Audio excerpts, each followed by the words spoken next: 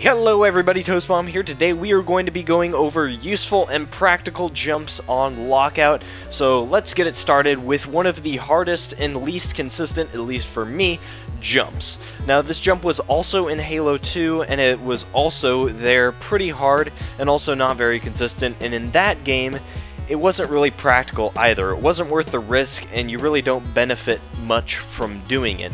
Same goes for this game.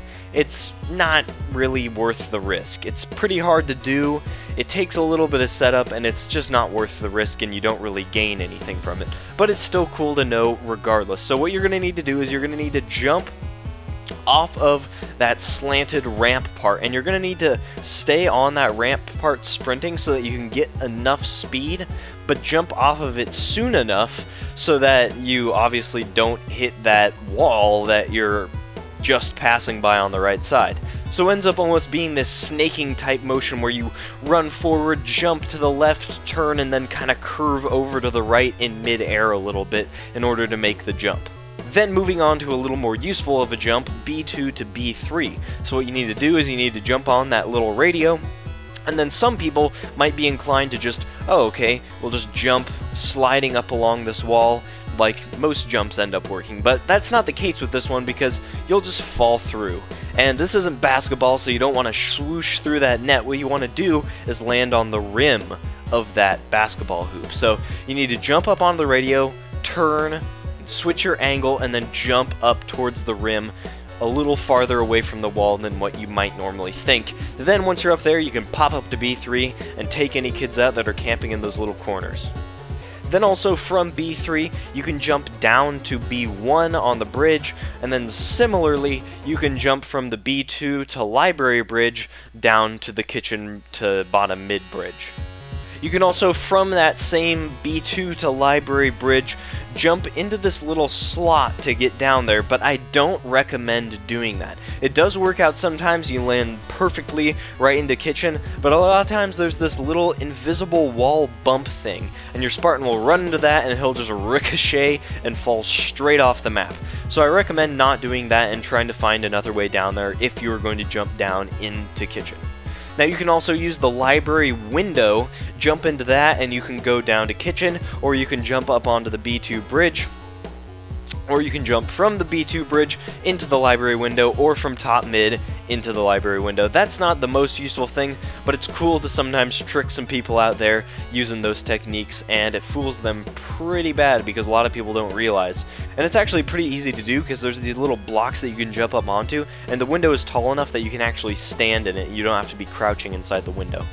Then moving to top mid, we have a fairly obvious jump that some of you might not realize because you just barely make it up. You can actually jump from the bridge going from top mid to B2, and you can jump off the railings of that to get to B3, and that's really useful, very quick route, much faster than running around, and a lot of people don't expect it. Then another pretty obvious jump, but just in case some of you guys don't know, you can jump from top mid onto S3. You just need to crouch jump, make sure you time it right, and you should be up there lickety-split easy. Now also on Snipe Tower, there's this little ledge that runs around about half of it. And you can jump up on there, camp there with a sword or a shotgun, and really throw some people off, because a lot of times people going from S1 to S2 on that ramp won't notice you because you kind of got to go out of your way. You kind of have to go out of your way to look up into that area. And if you're not aware of that, someone could be there and they'll have no idea. Now another useful jump on Snipe Tower is from S1 to S2. So if you're playing Team Throwdown, and I'm pretty sure this is only the Team Throwdown variant of Shutout, you can use this little block.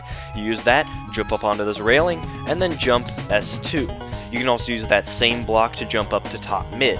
Now, if you were on a map that doesn't have this, a version of the map that doesn't have that little handy-dandy block, you can do a thing called a spring jump. Now, if you don't know what a spring jump is, I'll give you the basics of it. It's basically, you jump, you land while you're crouched, you jump, and then just after you jump, you uncrouch, and then it springs you upward. I do have a tutorial on that goes a little bit more in depth and explains how to do it a little bit better, so if you want to check that out, that'll be in the description, but that's the basic rundown of what that is. And you can actually use that spring jump to get up to the top mid, and to get up to that railing to go to S2.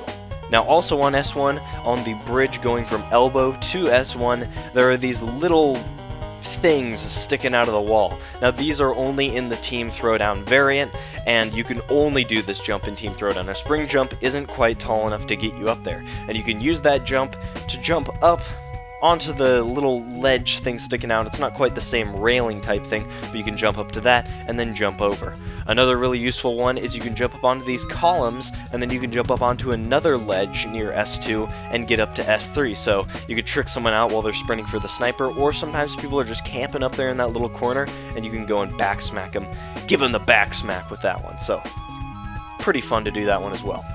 And then lastly, in bottom blue, you can do this neat little jump. Well, it is maybe not necessary for some of the maps because there's fusion coils in bottom blue. If you're on Team Throwdown, you won't be able to have those fusion coils, so you won't be able to jump up onto them. But what you basically do is you spring jump, or you could also potentially get a buddy to sit in a corner, because usually when you do this jump, you're just going to end up camping down there anyways. But regardless, you can do a spring jump up to it, probably the easiest and most consistent way, because you don't have to get a teammate and all that silly stuff.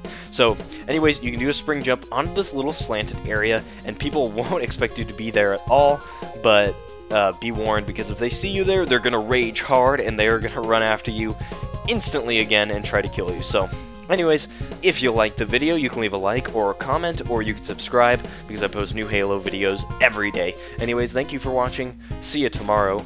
Bye. Oh, this trick.